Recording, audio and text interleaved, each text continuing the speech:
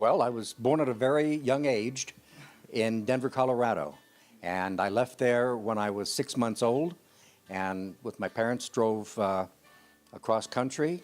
I lived in New York, and then I went from there to Michigan, Detroit, from there back to New York, from there in the late 40s out to San Francisco, and then from there back to Washington, D.C., where we lived in 2 or 3 different places.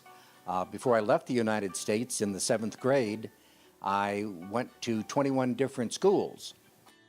And then from Washington, we moved to Portugal, where my dad was Vice President of United States Steel for North Africa and for Europe, Western Europe. And we moved there because he was responsible for building the bridge over the Tagus River.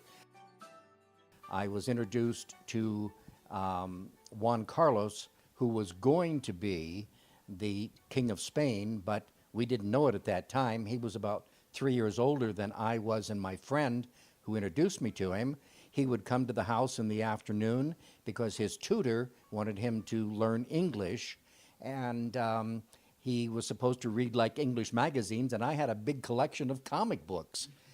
And then we moved to Cuba. I was there from the 9th grade until my senior year when we got kicked out of Cuba.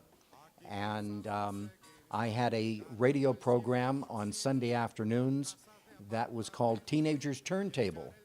And we would take requests. We were on the air for 4 hours every Sunday afternoon.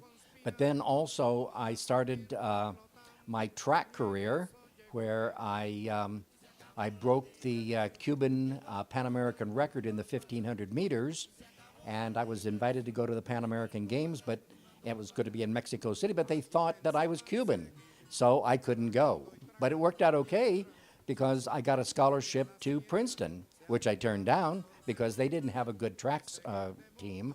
But I did take a partial scholarship to NYU.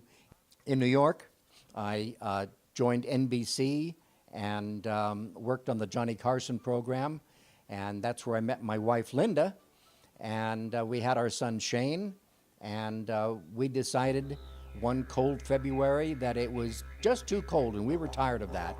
So we were going to go to Australia. So we moved to Australia, actually migrated, grew across the United States, took the Matson Line ship 3 weeks across the South Pacific and stayed there for almost a year. And my wife and I decided that, well, Australia is really great. It's like our second home, really. And we're going to travel the rest of the way around the world and come back to the United States, which we did. We traveled through India and back through Egypt. And I got to be one of the last persons that climbed the Great Pyramids at Giza. And we went all through Europe and got back to the United States. I got a job in Ontario, California, and we decided that it was time for us to go into the travel business.